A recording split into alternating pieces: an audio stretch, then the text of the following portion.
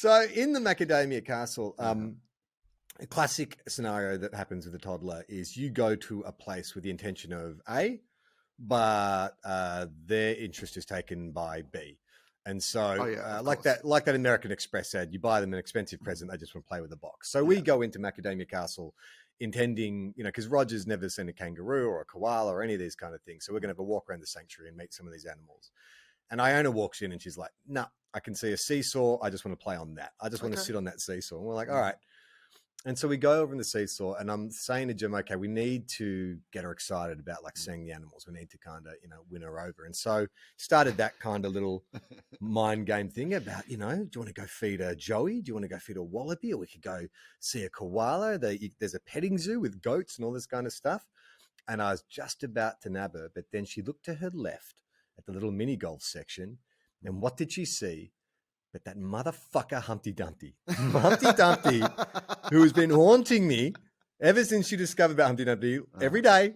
What was Humpty Dumpty doing on the wall? What's he doing on there? Is he okay now? Did they put him back together again? Is he all right? Did he break his skull? Anyway, so Humpty Dumpty is like, they've got this, at the mini golf, one of the obstacles is a giant wall, and they have this Humpty Dumpty. Now, I mean, again, here's what I will say to you, though. Missed opportunity for macadamia-related merchandise. I mean, surely there should be some Humpty Dumpty of the macadamia world. I mean, they're basically the same shape. Well, pretty much. So anyway, I went and took a close look at this Humpty Dumpty because that's all I wanted to look at. Mm-hmm. And I've took a photo of this, Will. Yeah. Can you just look at that? Okay, just hold it still. Okay. Is that the sexiest Humpty Dumpty? Can you just touch your phone again so I can see? Look at the bloody pegs on that Humpty Dumpty. I mean, I'm not. Has not missed leg day. I'm certainly not here to like shame in any way Humpty Dumpty, but like why is it so fuckable? That seems weird to me. It's got the most beautifully defined calves, really lovely. Like I worked with a personal trainer, Anna Coppola, who's a great business, the Brazilian Butt Express. It's all about working on the lower body and giving yourself that peachy buttocks and those beautiful, shaped thighs and calves. This Humpty Dumpty has been doing Anna's workout. And not only that, but seems to be wearing sort of like tight Daisy Duke onesie. Look how high cut that is. Firstly, and like, okay, so is Humpty Dumpty, again, and I'm not here to define the sex of Humpty Dumpty, but is Humpty Dumpty meant to be a man or a woman? Or is that like a question I should not be asking in these times regardless? Oh, well, here's the thing. I had exactly the same thought. I'm like, I'm sexually attracted to Humpty Dumpty. I'm like, what does that say about me? And then I'm like, is Humpty Dumpty this kind of non-binary like character, like, or even from an entertainment point of view, like, what? Some days I'm a little bit Humpty. Some days I'm a little bit Dumpty. That's the whole point. Well, then I went through the rhyme, and never once is gender identified. Right. It's always like, it's always their name. It's Humpty Dumpty sat on the wall. Humpty Dumpty had a great fall. All the king's horses, all the king's men couldn't put Humpty back together again. So it is not specifically outlined who Humpty Dumpty is or what Humpty Dumpty is. And then looking at that, I'm like, is Humpty Dumpty a macadamia nut? I mean, it is egg-shaped, but you could also argue that's a macadamia, couldn't you? Yeah, see, they shouldn't have called that character Humpty Dumpty. They should have called it Buster Nut. Like Buster Rhymes? Just Buster Nut?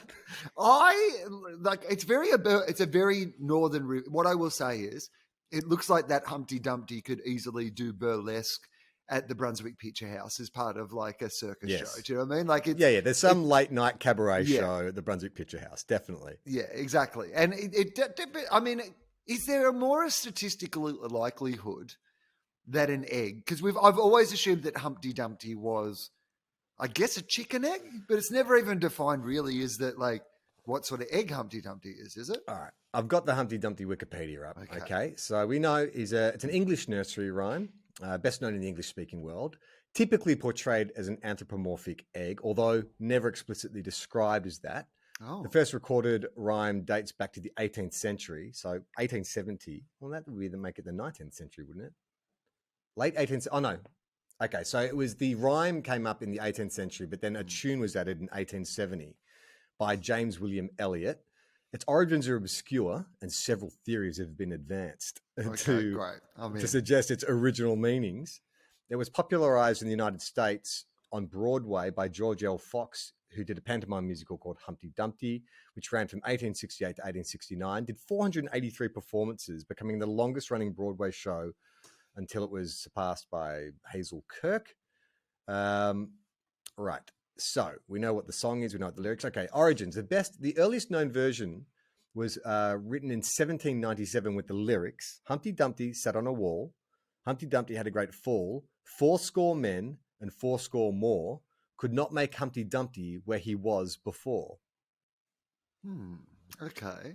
So that's 80 men and 80 more. So 160 men. And let's say. So originally, I mean, here's what I would say firstly is better plan than getting the horses involved.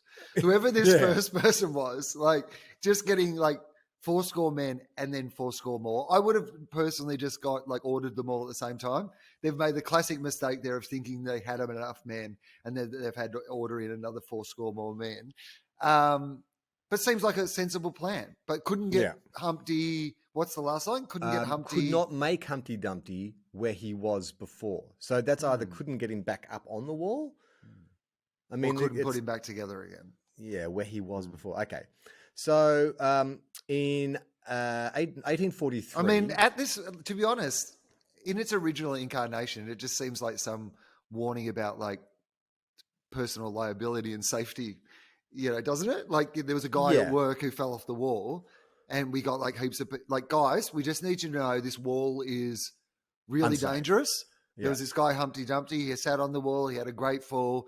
We got like 80 men in here and they could not, he's never been the same since. It's the equivalent of like a slippery when wet sign, or, they'll put that when they've just mopped the floor, you'll just see like a figure of a person slipping over. Like in 1877, there's an illustration that they did and he just looks like a boy. A boy sitting on a wall. Actually, I don't know. I mean, he's dressed like a boy, but we still don't know. Wearing long pants and a hat, sitting on a wall. Okay. William Carey Richards quoted the poem in 1843 and commented, "When we were 5 years old, the following parallel lines were propounded as a riddle. Humpty Dumpty, reader, is the Dutch or something else for an egg." So maybe that's the start of like Humpty Dumpty is like Dutch slang for egg. A manuscript edition to a copy of Mother Goose Melody published in 1803 has a modern version with a different last line: "Could not set Humpty Dumpty up again." Is that more of a dating reference? Like they couldn't set him up on another date? Could never set him up again.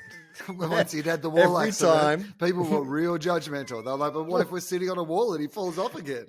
Mate, can you please introduce me to your good-looking friend? No, last time I did that, Humpty, you got so drunk, you climbed up on that wall and you fell off. No, I believe he was part of a really popular comedy duo at the time, and he was the guy who was doing the punchlines. And his setup guy, just like after that, was just like, his timing is completely out since the whole thing. So there's 3 versions here that were published over the next 100 years. So from the mid 1800s to the mid 20th century. Humpty Dumpty sate on a wall. Humpty Dumpty, which is then misspelt. So instead of Y at the end of Humpty and Dumpty, there's an I. So Humpty Dumpty Y sate on a wall. Humpty Dumpty I had a great fall. I don't know what the fuck you're doing with just changing the lettering. 80 men and 80 more. So we've downgraded from 80. Cannot place Humpty Dumpty as he was before. Unnecessary editing there. Whoever the sub-editor was on that version of the poem, you're just trying to earn a paycheck, trying to justify your position. Feels like, to be honest, a rights issue. They've just changed enough that they don't get sued by the original author. Okay, so in 1842, James Orchard Halliwell published a collected version as Humpty Dumpty lay in a beck with all of his sinews around his neck. 40 doctors and 40 wrights couldn't put Humpty Dumpty to rights. And rights, the first one is W-R-I-T-H. Yeah, again, still, I mean, okay, maybe just clever written down, but when you're reading it to somebody who doesn't read, fuck off. All right, so the modern day version we all know. But that's a gritty reboot of Humpty Dumpty, right? That's all about like last rites and the sinewy neck, and like this is some modern poet. If Zack Snyder was going to do his Humpty Dumpty, he'd just be jacked, and just the vascularity, all that yolky egg just like pumping out of his like way too muscular body. If you want to tweet about this episode, just the words Humpty Dumpty # release the Snyder Cut will do. Thanks. To see the full video, join our Patreon. Patreon.com/TOFOP.